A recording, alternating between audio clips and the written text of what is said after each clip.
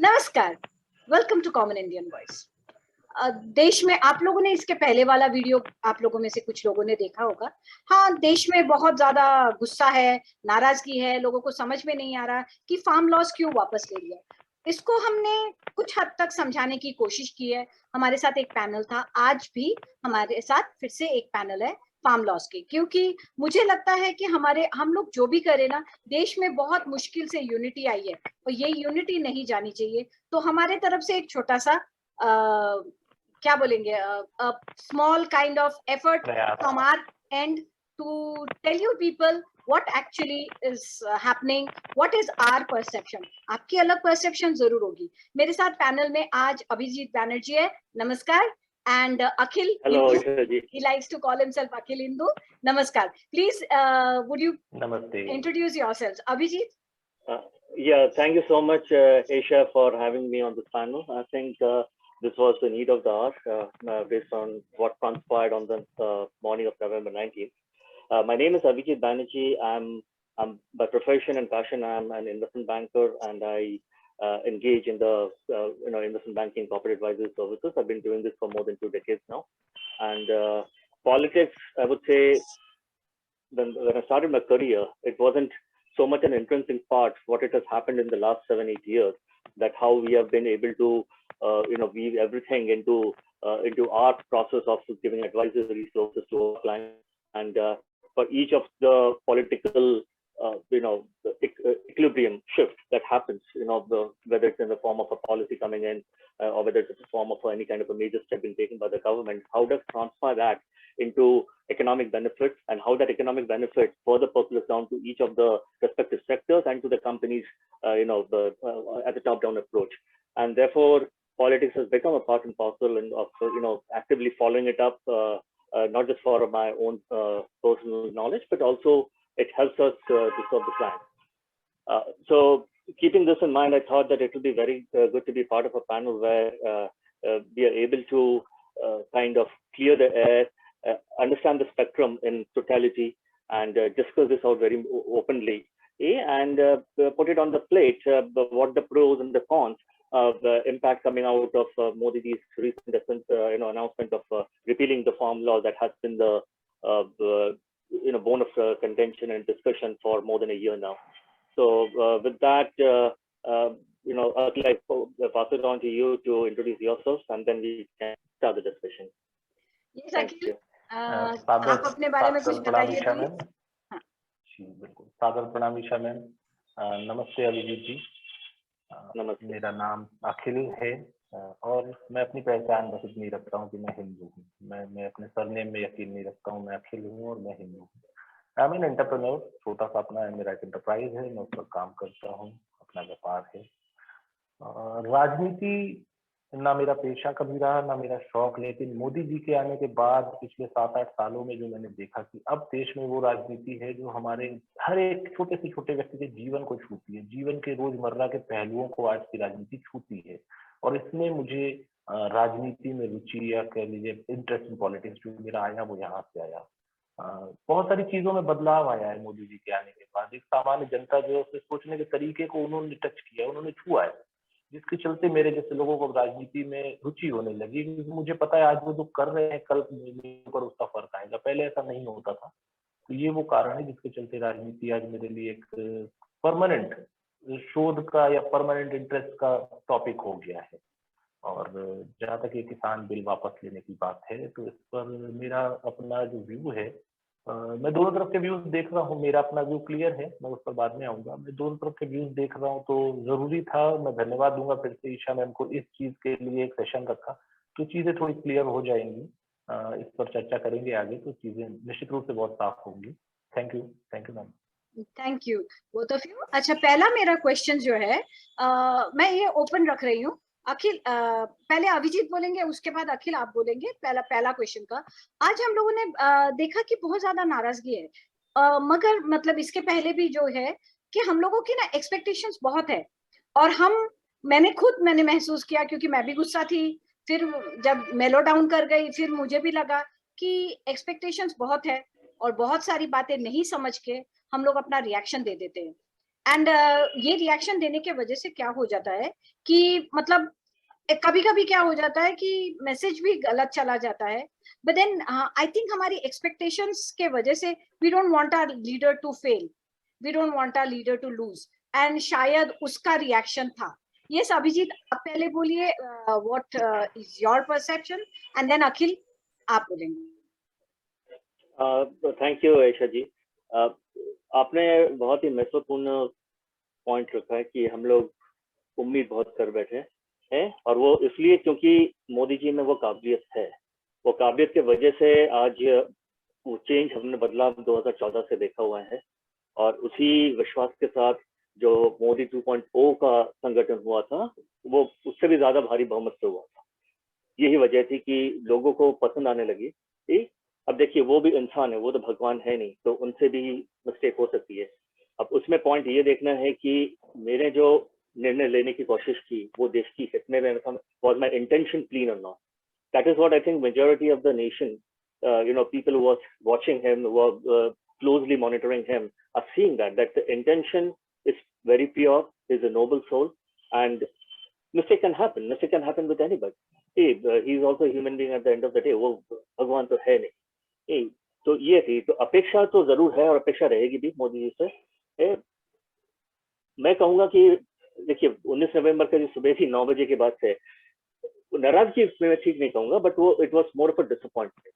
वो एक निराशा जैसी हो गई थी। और मेरा वजह है कि it's taking me a little bit of time to adjust to it, because since I come from a sector that where we put a lot of weightage to the economy and the economic repercussions. तो उस वजह से कि इसका क्या impact आने वाला है, I am already aware of it. तो उस हिसाब से it's taken little bit of time for me to come to terms. But having said that, ये जो वेटेज करनी है ना, इसके 2 या 3 मायने है। एक तो है जो पॉलिटिकल रैमिफिकेशन, तो मोदी जी के जो डिसीजन था to repeal the farm law, उसकी पॉलिटिकल रैमिफिकेशंस क्या है, उनकी इंटरनेशनल कम्युनिटी में कौन सी इमेज होने वाली है, क्या होने वाला है। और थर्ड है इसका इकोनॉमिक रैमिफिकेशन, इकोनॉमिक रिपोर्केशन। और इकोनॉमिक रिपोर्केशन अगर मैं कहूँ तो this will also include the investment fraternity which is the foreign investment. जो इंडिया की तरफ जो कैपिटल आते हैं, ठीक है, वो एक विश्वास के साथ आते हैं, वो लीडरशिप को देखते हैं कि ये बहुत स्ट्रॉन्ग लीडरशिप है, पॉलिसीज अच्छे, it's a pro development policies ला रहे हैं। तो that pulls in a lot of foreign funds, lot of investments, lot of capital expansion happens because of that. और उसकी वजह से जैसे कैपिटल एक्सपेंशन हो रहा है, इन्वेस्टमेंट में भी जा रहे हैं, और उसकी वजह से आपके जॉब्स भी क्रिएट हो रहे हैं। और वो वजह है कि इस तरह से एक टोटल इंक्लूसिव ग्रोथ जो हम कल्पनाएं हम करते आ रहे हैं, या फिर हम लोग ने एनविजन किया हुआ था, वो उसी रास्ते पे हम लोग चल भी रहे हैं।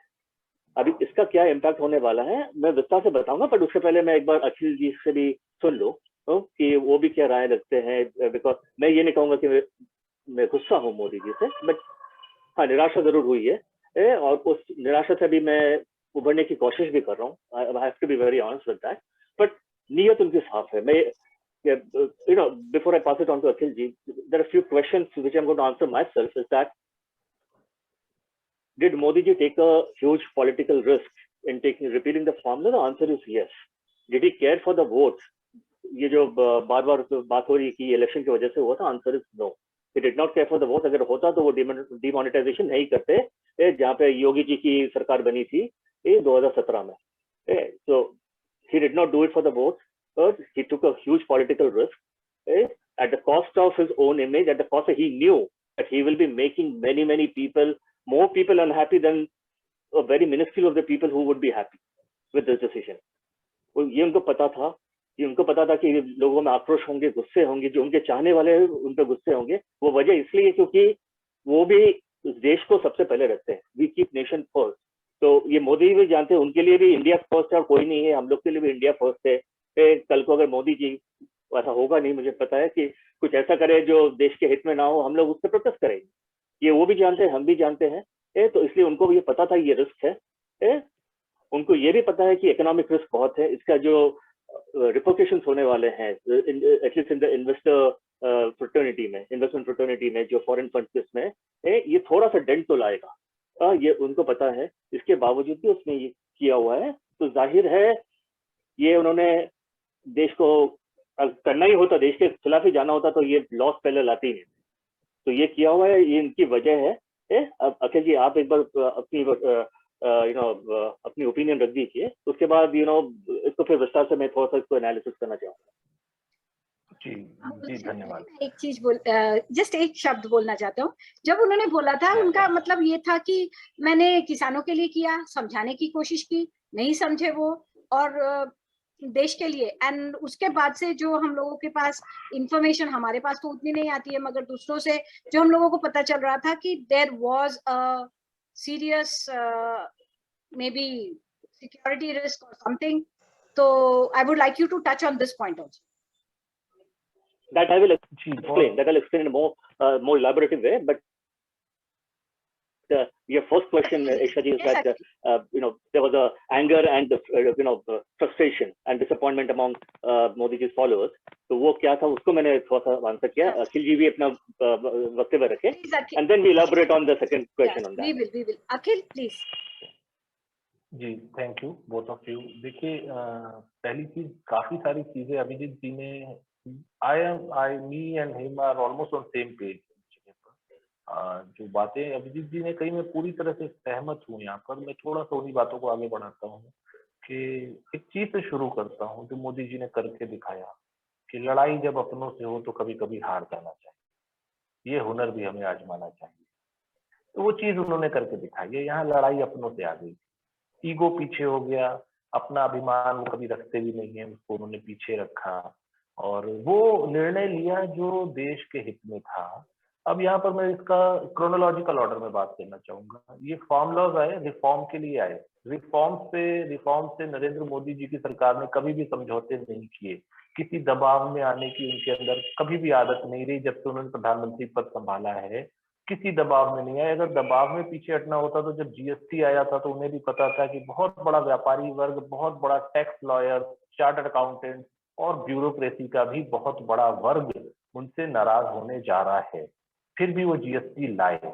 मैंने बताया, मैं भी एंटरप्रेन्योर हूँ तो मैं समझता हूँ कि जीएसटी आने के बाद क्यों ब्यूरोक्रेसी नाराज हुई है, कहाँ कहाँ वो होल्स बंद हो गए हैं, जहां हमें जाकर के पर्टिकुलर प्लेस पे पर्टिकुलर सीट के सामने जाके साहब ये कर दीजिए और ये रख लीजिए वाली जो प्रॉपर चली आ रही थी ना परंपरा, उससे हमें निजात मिली है। तो मुझे पता है कौन नाराज है। दूसरा एग्जांपल इस पर दूंगा, इनकम टैक्स के अंदर उन्होंने जैसे रैंडम स्क्रूटनी कर दी। यूपी का केस चेन्नई में जाके स्क्रूटनी हो रहा है, तो उन्होंने ब्यूरोक्रेसी को कितना नाराज, वहां पर कितने अधिकारी नाराज हुए होंगे, सभी को नहीं कहता लेकिन एक बहुत बड़ा वर्ग है जो ले दे के चलता रहा है भारत देश में, वो कितनी नाराजगी उन्होंने ली, लेकिन उन्होंने उससे पीछे नहीं हटे। क्यों?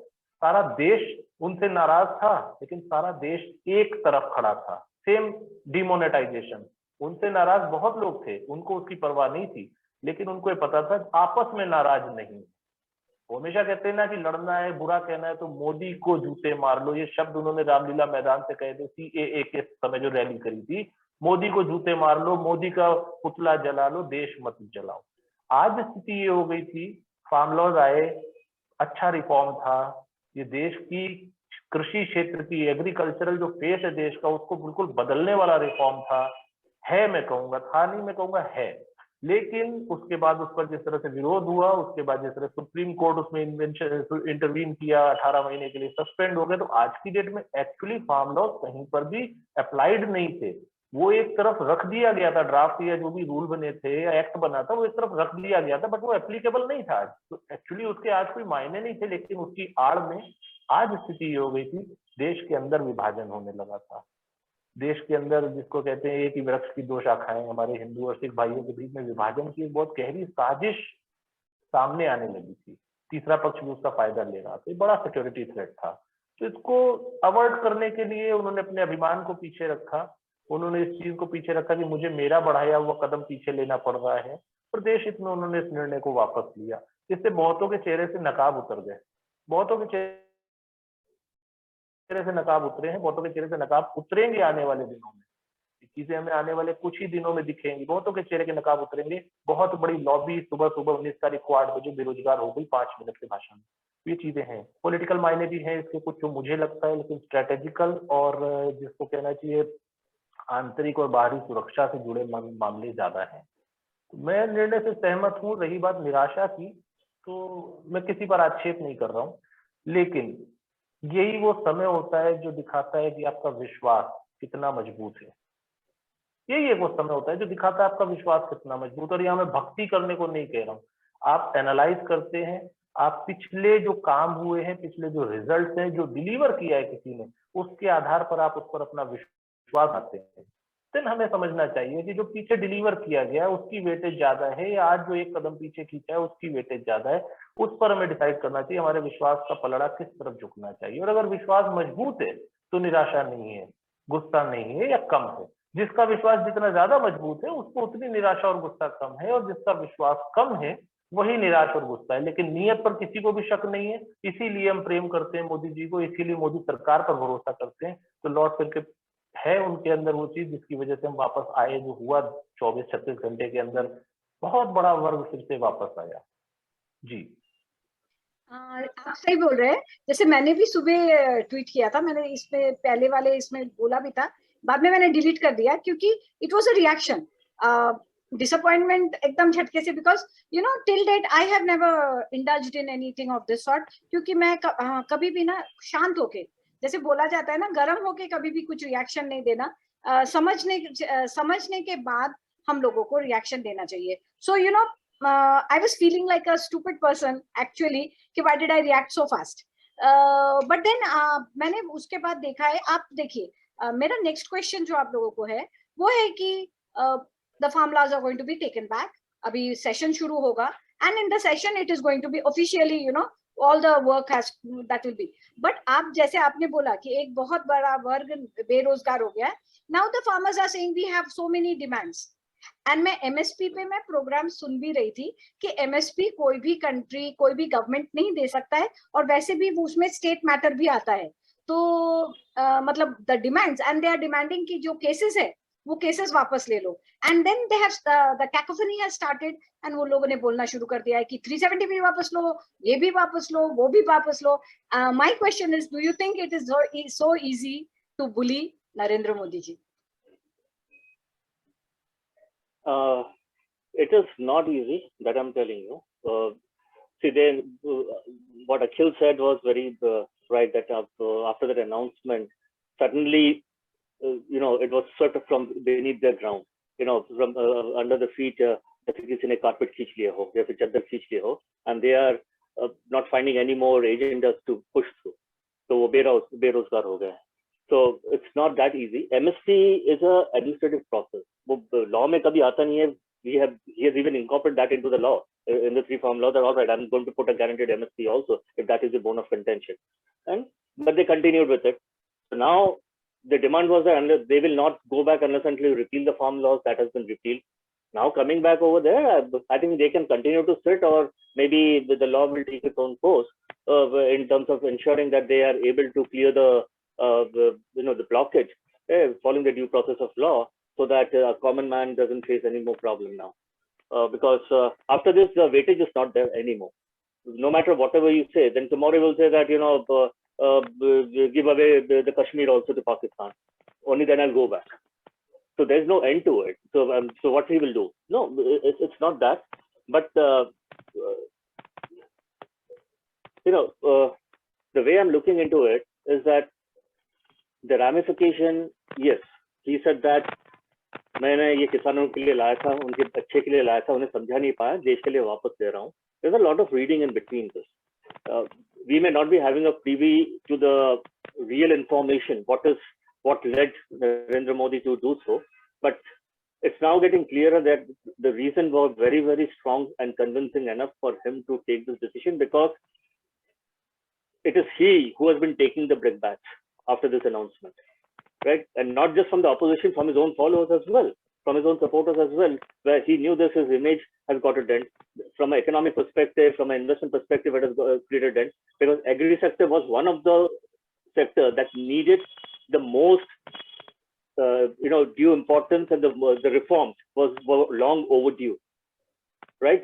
ये किसान की राजनीति जो है कि अभी हम लोन माफी करेंगे, इनको जिंदगी पर गरीब रखना है, सुसाइड के लेवल तक पहुंचाना है, फिर बोलना है कि चुनाव के टाइम पे हमारी सरकार आते ही हम आपको 10 दिन के अंदर लोन माफी देंगे. कि लोन माफी तो आप अपनी जेब से दे नहीं दे रहे हो, आप टैक्स के पैसे से दे रहे हो। अब वो लोन माफी की उस हद तक क्यों जाना है जहां पे अगर आप एक किसान को आत्मनिर्भर बनाना चाहते हैं, वही उनका विजन था मोदी जी का, कि मैं आपको, देखिए ये कांग्रेस का भी मैनिफेस्टो था 2019 में कि we will repeal APMC and we will connect it to the market forces. Modi ji ने तो मार्केट फोर्सेस कनेक्ट किया, मोदी जी ने रिपील नहीं किया एपीएमसी। मैंने कहा कि ये मान लीजिए ऐशा जी आप किसान है, आपके पास मैं 2 ऑप्शन रखता हूँ, आपके पसंद हो आप एपीएमसी में बेचिए, आपको पसंद हो आप मार्केट रेट पे बेचिए, जहां पे आपको ज्यादा पैसा मिल रहा है। तो ये लॉ आपके लिए कहां से काला कानून बना? एपीएमसी तो गारंटेड है ही, वो मिनिमम प्राइस तो आपको है ही, वो अगर मार्केट में वो ज्यादा दे रहा तो मैं मिनिमम एपीएमसी में नहीं बेचूंगा। तो इसमें किसका भट्टा मारा जा रहा था? मिडिलमैन का। अब we have already debated at length in the last 1 year कि it's never a farmers protest, it's about the middlemen, the earthier, so who wanted to encash on this opportunity, and it is they who would be losing the most, and therefore it is the Tikat and his gang, they push it as a farmers protest, which is not a farmers protest. Never, it was never a farmers protest. Now I'm going to give you certain statistics. It's only from Punjab and Haryana the farmers have come for the protest, not from the rest of the nation. Maharashtra से क्यों नहीं आए, बंगाल से क्यों नहीं आए, बिहार से क्यों नहीं आए, झारखंड से क्यों नहीं आए, सदर्न इंडिया से क्यों नहीं आए, उत्तर प्रदेश से क्यों नहीं आए? आज सिर्फ 6 से 8% जो फार्मर्स जो प्रोटेस्ट पे बैठे हुए थे, उनके वजह से मोदी जी ने ये फार्म लॉ वापस नहीं लिया है। It's getting clearer now. Modi ji, because the remaining 92 to 94% of the farmers who were there, they wanted this law. वो चाहते थे ये जो कानून है ये लागू हो, ये उनके लिए उनका भविष्य को अच्छा करने वाला है। इसके बावजूद भी मोदी जी ने उनको अनदेखा करके वापस लिया है, तो वजह तो बहुत बड़ा है, क्योंकि उन्होंने बाकी फार्मर्स को भी नाराज किया हुआ, जो ये उम्मीद से बैठे हुए थे। ठीक है, सुप्रीम कोर्ट ने भी स्थगित किया हुआ है, इसको स्टे दिया हुआ है। 1.5 साल निकल गया, 1.5 साल और था हमारे पास, आधा 6 महीने निकला था, 1.5 साल और था, शायद 1 साल बाद लागू होता, जिंदगी से बढ़ जाती। उनको भी उन्होंने नाराज किया है, सिर्फ 6% फार्मर्स के लिए out of the 200 million farmers. तो ये सोचना बहुत जरूरी है कि the game plan was something else, and which perhaps a common man like me or like Akhil or like you, Aisha ji, it was not within our privy to, see through to that end, to the nth end. We were only seeing from at a 50,000 feet view, and more like, the information which is available, this would be good for the farmers and all. We could not analyze beyond this. So I think that is getting more clearer, that when 92% or 94% of the farmers who never use MSP, by the way, right, they don't avail MSP. 60% of your agricultural produce even today doesn't go through APMC. It's only 40% of the produce that go through APMC. So 60% जो market rate पे जा रहे हैं, उनकी भलाई के लिए ये करवा रहे थे, तो उनको भी नाराज किया, investor fraternity को भी नाराज किया, and today I'm telling you, the food processing industry that is worth 2.6 lakh crore. उन्होंने, they have already had the drawing plan, they have, they drew up a huge plan of for the sourcing strategy कि ये आएगा, हम लोग किस farmer से। So basically it would be like a commodity trading, जैसे stock exchange में होते हैं, तो वो बिड करेंगे, तो demand, so market forces will guide कि मेरे को उस डिमांड के हिसाब से फार्मर्स के पास भी रहेगा कि आज मैं 10 गुना ज्यादा के रेट में मैं अपना आलू बेच सकता हूँ, या फिर प्याज बेच सकता हूँ, या फिर गेहूं चावल बेच सकता हूँ। वो पावर जो था वो गया उनके हाथ से, उनको मिडिलमैन के थ्रू से जाना, मिडिलमैन से जो मिलता है उनको ultimately be farmer suicide. आप अगर देखोगे in the last 20 years or the 20-25 years, around 4 million farmers have committed suicide, mostly, and Maharashtra has been leading in that. Vidarbha region, अगर आप देखोगे सबसे ज्यादा सुसाइड यहाँ विदर्भ रीजन में हुए हैं। क्या वजह है? यही, I belong to that area, which is known as the suicide. I know. Yeah, I know. So so this is something which, so वो जिंदगी भर फार्मर्स के सुसाइड पर राजनीति रोटी या सेकना, वो सेकते रहेंगे, फार्म लोन वेवर की बात करेंगे और अपना चुनाव लड़ते रहेंगे। तो ये मुद्दा पूरा पॉलिटिशियंस का खत्म हो जा रहा था, अपोजिशन के लिए तो कोई मुद्दा बचा ही नहीं था। ये भी अगर लागू हो जाता इसके बाद तो कौन कहता कि हम फार्म लोन वेवर देंगे, हम किसानों के लिए रहे। वो किसानों का प्रॉब्लम को जीवित रखना है, शायद तो उसके हिसाब से जो फोर्सेस है उस पर भी मोदी जी बैकआउट नहीं करना होता, बहुत पहले कर चुके होते. I am sure now they have in Hyderabad NSA advisor Mr. Ajit Doval, he said a few things. When your internal enemies are more, then you have to worry a bit. We are not worrying about China right now. He's saying we are more worried about the internal enemies. Exactly. Okay? And this was just 2 days before this announcement.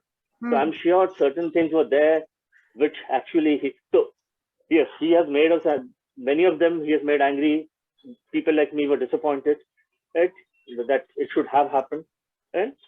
But he taking this decision was not against the interest of the nation. Yes, it has temporarily dented the interest, I understand, but it is all in pure intent, good faith, and a long-term strategy. Okay? That is what I would say. How it's going to span out, if I just take another 2-3 minutes, Akhilji, with your permission. Okay, take your time. Let Yeah, Akhil sure. say his say, and then you can. We'll come back to you. Yes, Yeah. Akhil, what would you like to say? All right. काफी सारे points Abhijit ji ने अच्छे से cover किए यहाँ पर, and मैं agree करता हूँ उनके पॉइंट से. Akhil, could you speak louder? थोड़ा सा. या श्योर. हाँ श्योर. काफी सारे पॉइंट्स यहाँ पर अभिजीत जी ने कवर किए और मैं अग्री करता हूँ उनके पॉइंट से. मैं कुछ चीजों को और यहाँ पर बोलूंगा. 2 बातों पर मैं बात करता हूँ. पहला, यहाँ पर एक बड़ा जो मैंने थोड़ा सा अपने ओपनिंग स्टेटमेंट बोला था, सिक्योरिटी को लेके एक थ्रेट आ गया था. मैं थोड़ा सा सर आपके फैक्ट को, फिगर को भी थोड़ा करेक्ट करूंगा. हमारे यहाँ कुछ 20 करोड़ के आसपास किसान है, तो 6% या 8% भी नहीं बैठा था विरोध में, क्योंकि वो फिगर 1.25 करोड़ के आसपास हो जाता है. अगर 20 करोड़ को अपन 6% भी पकड़ते तो 1.25 करोड़, तो 1.25 करोड़ किसान नहीं था. लेकिन हाँ, 25-50 लाख जो भी थे अलग अलग जगहों पर बैठे हुए. अब पॉइंट वही है कि इसके अंदर प्रोपोगेंडा था, इसके अंदर भाड़े के टट्टू भी थे, इसके अंदर पाकिस्तान से या चाइना से या विदेशी किसी भी देश से जो ऑर्गेनाइज किए जा रहे थे, फंडिंग चल रही थी, वो भी लोग थे. लेकिन इसके अंदर उससे बड़ा पॉइंट ये था, हमारे अपने भाई उनके साथ भ्रमित होकर कहीं सिख कौम की एकता के नाम पर, कहीं जाटों की एकता के नाम पर, या कहीं इस भुलावे में कि मेरी जमीन चली जाएगी, जो वहां मिसगाइड किया गांवों के अंदर बैठ करके, भोले जो किसान थे उनको, इस तरह के लोग भी वहां जाके बैठे थे. अब उनसे आयरन रॉड से अगर आप निपटते हो, तो वो कांग्रेस की आदत रही है कि जिस तरह से सन 98 में अपने ही 24 किसानों पर दिग्विजय सिंह ने गोली चलवा के 24 किसानों के प्राण ले लिए थे, शूटेड साइट का ऑर्डर देकर के मध्य प्रदेश में. वो कांग्रेस की ऑर्डर है. मोदी जी ने कभी ये नहीं किया कि हमारे अपने ही भाइयों पर हम लाठी डंडे या गोली चलवाएं. यहाँ पर वो सिचुएशन का ये बेनिफिट ले रहे थे, खालिस्तानी एजेंडा और जो भी देश बांटने की चीजें. जब कहते हैं ना किसानों का नहीं मिडिलमैन का आंदोलन था, तो मैं एक कदम ऊपर जाता हूँ ना साहब. ये मिडिलमैन का आंदोलन था, ना ये किसानों का आंदोलन था. ये विपक्ष की घटिया राजनीति थी. उसके अंदर रोटियां सेकने के लिए और अपनी अपॉर्चुनिटी तलाशने के लिए मिडिलमैन और आड़ती और दलाल भी जुड़ गए. ये पूरा का पूरा विपक्ष का डिजाइन किया हुआ आंदोलन था. मिडिलमैन बड़े हैं, बहुत बड़ी ताकत उनकी होगी, लॉबी होगी, मैं उस पर टिप्पणी नहीं करूंगा, लेकिन इतनी बड़ी लॉबी मिडिलमैन की नहीं थी कि विदेशों से वो जाकर के मदद ले आते, विदेशों में बैठ के उनके लिए टूल किट डिजाइन की जाती. इतनी बड़ी लॉबी मैं मानने को तैयार नहीं हूं कि मिडिलमैन की थी. ये पूरा का पूरा भारत के विपक्ष की घटिया राजनीति के तहत तैयार किया हुआ आंदोलन था. और जैसा आपने कहा, ये इतनी जल्दी हटेंगे नहीं, लेकिन क्योंकि इनका अपना एजेंडा है, कुछ ना कुछ रोज लाते रहेंगे. आज एमएसपी पर है, कल कहेंगे सीए वापस लो, परसों उमर खलीद को फ्री करो, उसके बाद 370 पर आएंगे, उसके बाद बोलेंगे कश्मीर, जैसे अभिजीत भाई ने कहा कि कश्मीर ही दे दो. ऐसे कुछ भी कहते रहेंगे, लेकिन सड़क से नहीं हटेंगे. लेकिन इसके साथ जो हमारे देश की जनता जो भ्रमित होकर जुड़ी थी, वो जरूर हट जाएगी. वहाँ फिल्टर हो जा रहा है कि अब जो बैठे हैं ये भाड़े के टट्टू बैठे हैं, हमारे भाई तो वापस अपने खेतों में अपने घरों में जा चुके हैं, क्योंकि वो बैक टू बेसिक वाली सिचुएशन पर है कि जहां से चले थे वहां आ गए. फार्म लॉस का जो हवा खड़ा किया था इन लोगों ने, वो रहा नहीं कहीं. एक चीज ये है. दूसरा, इसका जो बहुत बड़ा फर्क आया था, कल मैं किसी एक और मंच पे चर्चा कर रहा था और वहां कई अपने राष्ट्रवादी सिख भाई भी बैठे थे और वो बड़े बुझे मन से इस चीज को स्वीकार कर रहे थे कि पिछले कुछ महीनों में हमारे हिंदू दोस्त, या जो करीबी दोस्त नहीं, हमारे हिंदू जानने पहचानने वाले रोजमर्रा के जीवन में हमें कोल्ड शोल्डर देने लग गए. ये शब्द मुझे दुख हुआ था, ये शब्द सुन के. जब हमारे वरिष्ठ सिख भाई जो टीवी पैनलिस्ट भी कई चैनल पे बैठते, उन्होंने बात कही कि मुझे कोल्ड शोल्डर देने लग गए. ये वो पॉइंट था जो बड़ा खराब है. एक माँ की 2 संतानें, हिंदू और सिख अलग नहीं है. इस आंदोलन के चलते उनके बीच में एक विभाजन की लाइन खींच रही थी, जो अभी तक भारत के इतिहास में कभी नहीं हुआ. ये बड़ा एक बहुत गंभीर विषय है. ये इसको मैं ज्यादा डिटेल में इस पर चर्चा नहीं करूंगा, लेकिन आप इसका एक साइड वो भी देखें कि हमारी सेना का भी एक बहुत बड़ा सा हिस्सा हमारे सिखों की वीरता से भरा हुआ है। अब आप कनेक्ट करिए तो देखिए डॉट्स कहाँ तक कनेक्ट हो रहे हैं। चीजें बहुत खराब तरफ जा सकती थी। टाइमिंग बड़ी इंपॉर्टेंट चीज होती है राजनीति में, और कोई भी निर्णय नी जर्क नहीं होता, बहुत सोच समझ के लिया गया होता है। कार्तिक पूर्णिमा के दिन, गुरु नानक जयंती के दिन सवेरे आके अनाउंस करने के पीछे कई सारे मैसेज छुपे हुए हैं, एक ही तरफ से नहीं देखने का है इसको। ये जो कारण वापस लेने के, मैं उन पर बात कर रहा था। अब भविष्य की बात करता हूँ, एक चीज शेयर करता हूँ, या जो भी लोग दर्शक भी सुनेंगे तो उनके लिए। मोदी जी ने जैसे फूड प्रोसेसिंग की बात कही अभिजीत जी ने, तो मोदी जी की सरकार आने के बाद हमने एक freight corridor, dedicated freight corridor का डेवलपमेंट करना शुरू किया है, चाबहार पोर्ट से यूरोप की मार्केट तक के लिए। तो इतना बड़ा जो डेडिकेटेड फ्रेट कॉरिडोर करोड़ों अरबों या कितने डॉलर से बन रहा है, मैंने उससे नहीं जाऊंगा, ट्रिलियंस में है, लेकिन ये मुझे पता है। वो डेडिकेटेड कॉरिडोर का रोल ये है, उस डेडिकेटेड कॉरिडोर का रोल ये है कि कोई भी माल हमारा जो चाबहार पोर्ट तक जाता है, चाबहार पोर्ट से अगर उसको यूरोप में जाना है, यूरोप की किसी मार्केट में, तो जितने भी कंट्रीज बीच में आ रही हैं उनके साथ मिलकर हमने अपना एक रेलवे ट्रैक डेवलप कर रहे हैं। कुछ पॉलिसी और कुछ प्लानिंग ऐसे हैं कि गुजरात या महाराष्ट्र से कोई जो फूड हमारा, even raw food like fruits भी अगर जाते हैं, तो 10 दिन के अंदर वो यूरोप की किसी भी मार्केट में, मॉल्स में अवेलेबल हो जाए। तो जब इतना एम्बिशियस प्रोजेक्ट लिया है, तो पीछे अपने एग्रीकल्चर सेक्टर को छोड़ तो नहीं देंगे, छोड़ेंगे नहीं, ये उसका पार्ट है। ये वापस आएगा, किसी और शक्ल में आए, और एक यूनानिमिटी बना करके आए, सबसे बात करके दोबारा लाएं, वो चीजें अलग हैं। बट अगर कोई सोचता है कि एग्रीकल्चर को मोदी जी यहाँ से छोड़ देंगे, तो इतने एम्बिशियस प्रोजेक्ट्स जो लिए गए हैं इतने, और उन पर काम शुरू हो चुका है, काफी अच्छे लेवल पर काम शुरू हो चुका है। मैं डेफिनेटली अगली बार जब कभी बैठूंगा तो डिटेल्स शेयर करूंगा। तो ऐसे नहीं किया है, तो ये एग्रीकल्चर के जो रिफॉर्म्स है वापस आएंगे, किसी भी शक्ल में आए, डेफिनेटली आएंगे जी। ये मैं Just a moment, let me see. Yes, you were saying. Yeah, I was saying, because I was about to say about, I know as an extension of what Akhilji said, is he talked about the security threat, and he talked about that, it's just not, it was not about those few people because of which Modi ji took it back. There was, it's more funded by the opposition parties as a, they continuously give fire and fuel to that, added fuel to that fire, so that it becomes a burning issue for them. Now, while I agree on each of this point, see, as a fallout, the only risk which I'm able to, or the way I'm, envisioning is that tomorrow this should not serve as a template for other things to, to settle things on the street rather than in the parliament. People already started talking about CAA. People already started talking about repeal of Article 370. It would come back, and if it comes back, what happens this time? Would Modi ji and Amit Shah going to give a long rope again and let them, metamorphose into a full bloom kind of a violence, the protest that we have seen in the past, or will they be able to nip them in the bud this time? So that is something which is, from a risk factor point of view, I would see this as a part of a caution, as a worry. Other than that, if I have to summarize, I would say,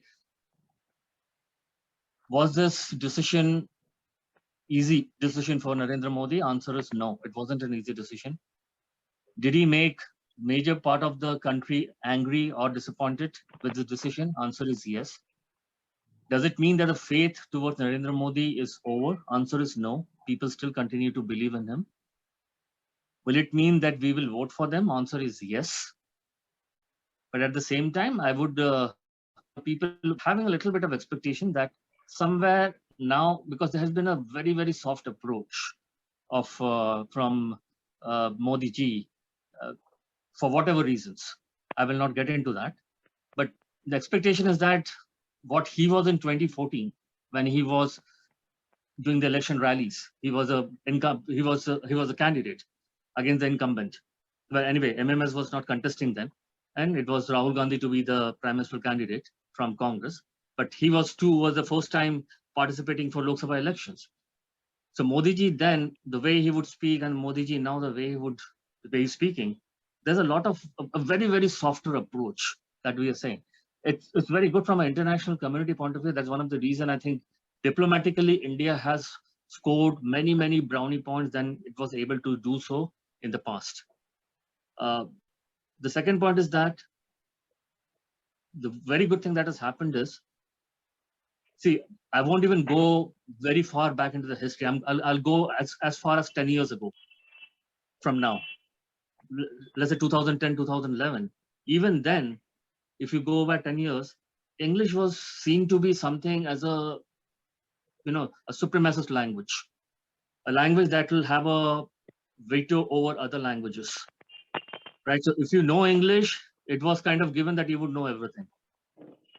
That is something has been taken off the table. Today, while English still stays there, right? It's going to be, because we have to communicate with so many people who may not be understanding Hindi, who may not be understanding other languages. There are multinational plans, there are multinational people coming from other communities, from other countries. So English would be the medium in many, many cases, but I don't think now there would be a condescending attitude for those who would be speaking in Hindi. ये जो चीज उन्होंने की है, ये सबसे बढ़िया जो एक रिफॉर्म अगर मैं कहूँगा, it was a silent reform without even people understanding what's happening. Very nicely, it took over the center stage, and not just the center stage, even the international community. So whether it is whether it's United Nations, whether Modi ji goes on any of his foreign tours, he speaks in Hindi. The translator then uses that to translate into the language that the people of that country would need to understand, whether it's in English or whether it's any other language. So I would say that is something which has been very, very good. While it was I digress a little bit from what we are discussing today, but I think that is one of the reasons that people are having that faith and belief, despite disappointment, despite whatever has happened, and the faith in the system, the faith in Narendra Modi as a leader would always be there. Now, how does it span in this upcoming elections to Goa, Punjab, and Uttar Pradesh is given. Is BJP coming back? How it's going to be in Punjab and how it's going to be in Goa? That only time will say. I cannot speculate at this point of time. But from a national perspective, if I have to say Lok Sabha 2024, I don't think that is going to dent it. Abhijit, before Akhil comes up with his last statements, I would like to tell you one thing. I have been a school teacher. So first of all, when I joined in the school, I was a subject teacher. उसके बाद मैं class teacher हुई. Of course class teacher बना ही देते हैं. अच्छा, principal वगैरह या कोई पोस्ट मैंने कभी ऑफर नहीं किया.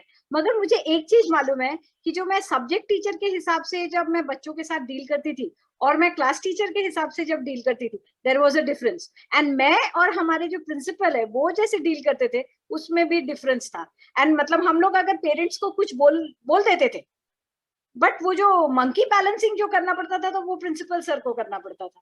तो जो आपने वो जो बोला है ना कि जब वो चीफ मिनिस्टर थे एंड जब वो प्राइम मिनिस्टर है, obviously I think I have made my point.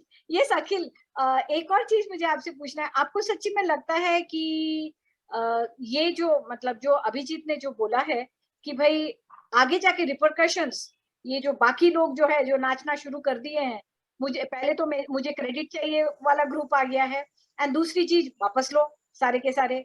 तो मैं आपसे आपका क्लोजिंग स्टेटमेंट में मैं चाहती हूँ कि आप इन दोनों विषय में जरूर बोलें. जी बहुत धन्यवाद. और अभिजीत भाई ने बहुत वैलिड पॉइंट उठाया जिस पे मैं बात करना चाहता था. अभिजीत, देखिए एक कदम जी धन्यवाद. अभिजीत भाई ने बहुत वैलिड पॉइंट उठाया जिस पर मैं बात करना चाहता था. ये एक मुद्दे पर उन्होंने रोल बैक लिया है. अगर टोटलिटी में हम जाते पीछे, 370 का विरोध कम नहीं हुआ था कश्मीर में. बहुत विरोध था, हर तरह से था, राष्ट्रीय अंतरराष्ट्रीय सब तरह से था. लेकिन उन्हें पता था इससे पीछे नहीं हटना है, उसके पीछे चलता हूँ. जीएसटी और नोटबंदी का विरोध कम नहीं था. कौन कौन सा प्रोपेगेंडा नहीं हुआ था. नोटबंदी की लाइन में लोग खत्म हो गए, ऐसा हो गया. बीजेपी के नेताओं के पास पहले से रुपया आ गया, इतना रुपया अंबानी अडानी और बड़े बिजनेसमैन को दे दिया गया और ऑल दैट बहुत कुछ चला था. क्या उन्होंने रोल बैक किया? क्या जीएसटी पर रोल बैक किया, उन्होंने फॉल्ट लाइन सुधारे। नोटबंदी हो या जीएसटी हो, जब वो लॉन्च किए गए दोनों स्कीम, जब उनकी ऐलान किया गया तब वो 100% परफेक्ट नहीं थे, लेकिन उन्होंने रोल बैक नहीं किया, उन्होंने फॉल्ट लाइन सुधारे। बहुत सारे रिफॉर्म्स ऐसे साइलेंट वे में हुए, जस्ट लाइक कितने एनजीओ जो एफसीआरए का उल्लंघन कर रहे थे, विदेशी फंडिंग ले रहे थे, कितनी चीजों में लगे थे, साइलेंटली उनको उन्होंने बंद किया। एमनेस्टी जैसी संस्था को भारत में दुकान समेटनी पड़ी, तो ये आसान चीज नहीं थी, इसके पीछे बहुत कुछ हुआ होगा बैकडोर में। मुझे एक स्टेटमेंट याद आता है मोदी जी का, मैं हमेशा याद करता हूँ। नोटबंदी के दौरान उन्होंने कई भाषण में कहा था कि मैं बता नहीं सकता, मुझे पता है मैं किन ताकतों से लड़ रहा हूं, उनका बस चले तो मुझे जिंदा जला दे। ये शब्द मामूली नहीं थे, उन्हें पता है वो किससे किससे लड़ रहे हैं, लेकिन उन्होंने कभी पीछे हटना नहीं सीखा। तो अगर किसी को लगता है कि देश हित के मुद्दे 370 CAA इनसे वो पीछे हट जाएंगे, तो वो भुलावे में है, रहते रहे। किसी को अगर सोते को आप जगा सकते हैं, जगता हुआ यदि सोने का नाटक कर रहा है तो उसका रास्ता किसी के पास है नहीं। लेकिन मैं दूसरा एक साइड भी बता दूं, ये सब एंड गेम है कि 2024 तक अभी ऐसे ही चलेगा। 2014 हारा था कांग्रेस ने, तो उनको फर्क नहीं पड़ा था। इट वाज उनके लिए जस्ट लाइक यार इनकम्बेंसी एंटी इनकम्बेंसी में हो गया होगा, कुछ हो गया होगा, कोई बात नहीं। कई स्टेट में गवर्नमेंट है और उनकी डीप स्टेट तो हमेशा ही उनका है, आज भी उनका डीप स्टेट तो आज भी उनका है, डीप स्टेट में उनका आज भी बहुत बड़ा दखल है भारत में, और यही हमारी हार का सबसे बड़ा कारण भी है। ब्यूरोक्रेसी से लेकर के और हर फील्ड में, और पूरा जो इकोसिस्टम उनका 70 सालों का है, वो वहां आज भी उनका हाथ, भारत में सरकार 7 साल से राष्ट्रपति होने के बावजूद कांग्रेस वहां ज्यादा मजबूत आज भी है। तो उनकी दुकान 2014 से चल रही थी। 19 हारने के बाद बौखला गए हैं। 19 हारने के बाद उनको लगने लग गया है कि अब अगर नहीं वापस आए तो हमेशा के लिए, सदा के लिए हमारा अस्तित्व खत्म हो जाएगा। ये जैसे फिल्म में क्लाइमेक्स के टाइम नहीं, लड़ाई बहुत जबरदस्त हो जाती है, सारी मारपीट, सारा जितना कुछ होता है, सबसे जबरदस्त वो क्लाइमेक्स के लास्ट 10-15 मिनट में चलता है। देश हमारा उस क्लाइमेक्स फेज से गुजर रहा है, ये मेरा मानना है। 2024 अगर आप जीतते हैं ना, तो वीडियो गेम का एक एग्जांपल देता हूँ, स्टेज 1 से स्टेज फाइनल तक जाते हैं, जो फाइनल मोमेंट में बहुत बड़ा डेथ के सामने आता है, उसको कितनी गोलियां मारते रहते हैं, वो मरता नहीं, लेकिन एक पर्टिकुलर नंबर ऑफ शॉट्स के बाद वो ऐसे ढहता है ना कि पूरा बढ़ पूरा एक्सप्लोड हो जाता है, सेल्फ एक्सप्लोड होकर वो खत्म हो जाता है, जो मॉन्स्टर लास्ट में आया होता है। आप उससे इसको बिल्कुल जोड़ के देख सकते हैं, ये होगा। ये तरह तरह के प्रोपेगेंडा लाएंगे, ये देश में फसाद खड़े करने के, देश को कम्युनल लाइन पर बांटने के, देश को और किसी लाइन पर बांटने के, सब कुछ करेंगे 2024 तक। बट 2024 जीते, सब कुछ ऐसे खत्म हो गए, जैसे मैंने भी कहा ना, वीडियो गेम में लास्ट में वो मॉन्स्टर सेल्फ एक्सप्लोड होकर खत्म हो जाता है और गेम ओवर, कि वो चीजें हो जाएंगी। और ये चीज मुझसे या आपसे ज्यादा इन लोगों को खुद को पता है। ये सारी ज्ञान गंगा जो बहती है ना, 10 जनपद से निकलती है, तो 10 जनपद में बैठे हुए लोगों को बहुत अच्छे से पता है कि हम किस चीज से गुजर रहे हैं, वो एग्जिस्टेंशियल क्राइसिस की तरफ जा रहे हैं। उनको पता है अगर 24 नहीं जीतेंगे तो रिपरकशंस क्या होंगे उनके लिए। मुंह छुपाना, जगह ढूंढना अपने लिए उनको मुश्किल पड़ने वाला, उनकी दुकानदारी बंद होने वाली पूरी तरह। तो वो इतनी आसानी से नहीं छोड़ देंगे इतनी बड़ी चीज को, वो इतनी आसानी से नहीं छोड़ेंगे। वो अभी सब तरह के फसाद खड़े करेंगे, तरह तरह के प्रोपेगेंडा लेके आएंगे, हम में से ही बिकाऊ लोगों को निकाल के लाएंगे। हम में से जो बड़े नाम है, जिन पर हम भरोसा करते हैं, लेकिन वो बिकाऊ जो है ना, उनको निकाल के लाएंगे, वो मोदी जी के खिलाफ प्रोपेगेंडा करेंगे। ये लड़ाई हमारे विश्वास रखने की है। ये लड़ाई इस चीज की है कि मुझे मेरे नेता पर कितना विश्वास है। मेरा वो नेता जिसने भारत का नाम विदेशों में ऊंचा किया, मेरा वो नेता जिसने भारत की भाषा, जैसे अभी अभिजीत भाई ने कहा, मैं इसको थोड़ा आगे बढ़ाता हूँ, न सिर्फ भाषा, हमारी संस्कृति पर हमें गर्व करना सिखाया है वापस। तो नरेंद्र मोदी जी की सरकार में आने के बाद ही परिवर्तन आया है हमें, तो हमें विश्वास करना पड़ेगा। जिसने पास्ट में डिलीवर किया है, 370 की बात करते तो मैं बड़े गर्व से इस बात को दोहराता हूँ। महबूबा मुफ्ती का बयान था 370 यदि हटा दिया गया तो कश्मीर में तिरंगा उठाने के लिए हाथ नहीं मिलेगा।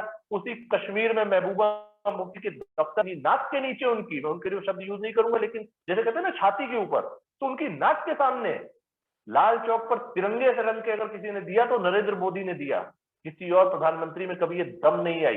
तो अगर कोई सोचता है कि उनको डरा सकता है, उनको पीछे हटा सकता है, तो इस भुलावे में ना रहे। या आज वहीं जहां से मैंने शुरू किया था वही चीज दोबारा दोहरा रहा हूं कि कभी कभी ये भी हुनर आजमाना चाहिए। लड़ाई अपनों से हो तो हार जाना चाहिए। तो यहाँ लड़ाई अपनों से आ गई थी। किसी भ्रम के चलते हमारे अपने भाई उन षड्यंत्रकारियों के साथ जाके मिल गए थे, तो अब जब अपने सामने आ गए तो उन्होंने पैर पीछे खींच लिया। कोई इस भुलावे में ना रहे कि इसके चलते देश सुधार के जो रिफॉर्म्स है वो पीछे हो जाएंगे, या देश की सुरक्षा से जुड़े हुए निर्णयों पर मोदी जी पीछे हट जाएंगे। विश्वास बना के रखिए ये वही नेता है जिसने डिलीवर किया है, ये यही नेता डिलीवर करेगा। अगर होगा तो मोदी से ही होगा। अभी भारत के राजनीतिक परिदृश्य में कोई ऐसा नेता नहीं है जिस पर आप दांव लगा के कह दीजिए कि नहीं साहब मोदी जी की जगह मैं अब उनको चुनूंगा, दूर दूर तक नहीं है। It is just matter of our trust and faith, that's it. Thank you. So I would like to take this forward from here as part of my closing statement. Yeah. थोड़ी देर पहले अखिल जी ने कहा था कि ये फार्म लॉज जो है वो थोड़ी ना बैक ट्रैक कर रहे हैं क्योंकि हम लोग ने डेडिकेटेड फ्रेट कॉरिडोर बनवाया है, तो जाहिर है कि एग्रीकल्चर को इग्नोर करने के लिए नहीं किया हुआ है, वो किसी न किसी रूप से वापस आने वाले हैं। तो इसको मैं थोड़ा सा विस्तार से बताऊंगा, लेकिन उससे पहले जो प्रोज एंड कॉन्स है, देखिए we also have to be cognizant about the immediate repercussions from this announcement, basically the kind of dent that is going to happen. मैं वो बोलने के बाद मैं फिर दोबारा इस पे आता हूँ, आप ये फार्म लॉज वाले इस पे आता हूँ कि इसको ये कौन से रूप से वापस आ सकते हैं, because we are also doing a little bit of homework from our end. See, from a point of view, when international community views, when I say international community, from a investor fraternity, because I come from that background, so I know that they show confidence. They the capital in flight, which is capital coming from foreign destinations to India, that increases manifold when they see a government is not only pro-development, but also is very strong in bringing in policies and reforms. So that one thing plays a lot in terms of a psychology or an investor psychology. So this might have a temporary dent that they may see this as a very weak movement on part of the Indian leadership. ये तो एक agriculture जो इतनी अच्छी law थी, इतनी अच्छी एक पॉलिसी थी, जो किसानों की जो प्रॉब्लम को सॉल्व कर सकते थे, उन्हीं को उन्होंने वापस ले लिया कि ये प्रोटेस्ट के चलते इनको वो संभाल नहीं पाए। सो ये थोड़ा सा डेंट आने वाला है, we have to be cognizant of that. ये वरना वो ऐसा ही होगा ना शुतुरमुर्ग जैसा कि हम मुंह छुपा के बैठे हुए हैं कि सब चंगा सी बहुत अच्छा है, सब कुछ ठीक है, ऐसा नहीं है। थोड़ा डेंट तो आने वाला है, but this is a temporary aberration that I am going to say. ये थोड़ा सा इन्वेस्टर कॉन्फिडेंस में थोड़ा सा हिलने वाला है, that's bound to happen because I come from the sector that I know that. Now, on the other part of it, which Akhilji mentioned about that this, now it has been backtracked, but it's going to come back sooner or later. Kabhi na ye wapas aane wala hai. So, I think it will be a deja vu of that land acquisition bill, what he did. He may do the same thing with the agriculture bill. He may not pass it through a central law. He will give a complete autonomy to the states. that जिस state को चाहे वो इसको implement कर ले, जो नहीं चाहता है वो ना करे। तो सबसे पहले एनडीए वाली जो स्टेट्स है वो कर लेंगे, जो अपोजिशन है वो लड़ते रह जाएंगे, और वहां के जो किसान है वो देखेंगे कि जो एनडीए स्टेट्स के किसान है उनकी जिंदगी कैसे संवर रही है उस लॉ की वजह से। तो बाकायदा वो खुद they will go up in arms against Rakesh Tikait and the gang कि तुम्हारे वजह से हमारी जिंदगी खराब हो रही है। वो सरकार पे वो फिर दबाव डालेंगे कि आप भी लागू करो वरना हम लोग सड़क पे उतर रहे हैं। So I think that's the best way to deal with it. That is the blow I think Modi ji should take or should do, that you give autonomy to the states, that जो state इसको अभी implement कर सके कर ले, जिनको नहीं करना ना करे, because यही हुआ था land acquisition पे भी। This is the second bill he has retracted. The first was the land acquisition bill, and the second was the farm laws. The land acquisition was not an act; it was still a bill. From there, he has taken it back. But then he has given autonomy to the states. So what happened was that all NDA states at that time, it was Maharashtra was also NDA government then. Uttar Pradesh was not there. Maharashtra was there, and all other NDA states, they immediately implemented. So what happened was that all the businesses started going towards those states. So they starting more news. The other states were losing revenues on that. वो उनको झक मार के उसको implement करना पड़ा कि इस तरह से तो हम लोग भी, because they're getting exposed. And people are not, people are not fooled. They're seeing through it. तो ये चीज हो सकती है कि the way it can come back, because अगर दोबारा से आप फार्म लॉस उसी को लाओगे वापस, चाहे जितना भी आप संशोधन कर लो उसमें, वो फिर बैठ जाएंगे वहां पे। तो मेरे ख्याल से एक झटके में अगर वो जड़ को काटनी है, तो इससे बेहतर वाला मेरे को तो सुझाव दिखाई नहीं दे रहा है। अखिल जी, आप चाहे तो आपसे मैं एक बार सुनना चाहूंगा, बट मेरे ख्याल से अगर स्टेट ऑटोनॉमी दे दे कि अगर चाहे तो उत्तर प्रदेश लागू कर ले, गोवा लागू कर ले, झारखंड, बिहार लागू कर ले, असम में लागू हो जाए, त्रिपुरा में लागू हो जाए, अपने आप वो संवर जाएंगे।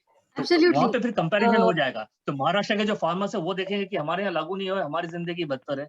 लेकिन आप देखो उत्तर प्रदेश की वो खुशहाली है, तो खुद वो they will go up in arms. Absolutely. और वो टिकट जैसे वो बोल सकते हैं, पुलिस की जरूरत भी नहीं पड़ेगी।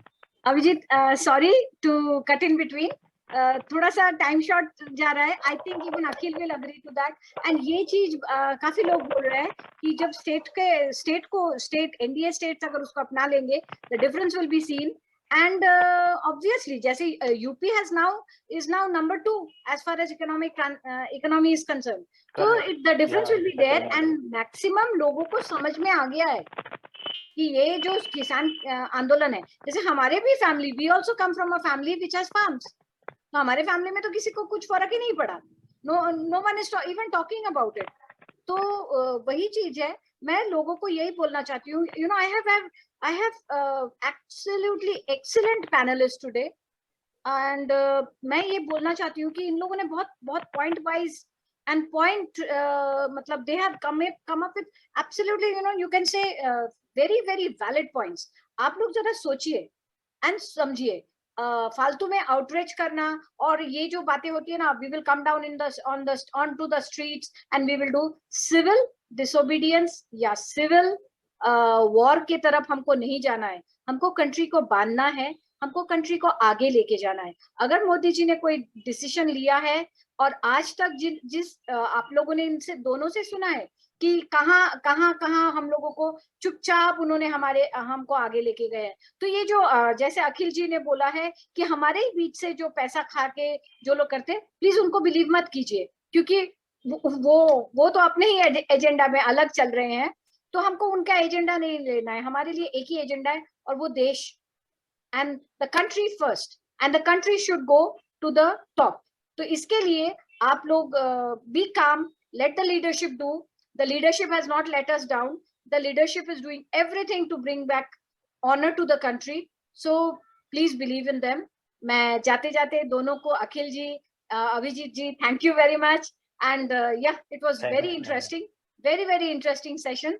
एंड फ्रेंड्स, अच्छा लगा तो जैसे मैं आपको बोलती हूँ, लाइक कीजिए, शेयर कीजिए, वीडियो को आगे बढ़ाइए। आपके और मेरे जैसे ही लोग आ रहे हैं, बोल रहे हैं, हम लोग तो हमेशा स्टार्स को ही सुनते रहते थे, ये प्लेटफॉर्म आम इंडियंस के लिए है, तो इसको आगे भी बढ़ाइए। सब्सक्राइब जरूर कीजिए, क्योंकि सब्सक्रिप्शन बढ़ने से ही और भी ज्यादा ये बढ़ता है, आगे लोगों तक जाता है। And I can also go in for live sessions, जो अभी रिकॉर्डिंग ऐसे करती हूँ, तो लाइव सेशंस के लिए भी जाइए। आप लोगों का थोड़ा सा हेल्प चाहिए, प्लीज सब्सक्राइब कीजिए। नमस्कार, thank you so much, thank you so much.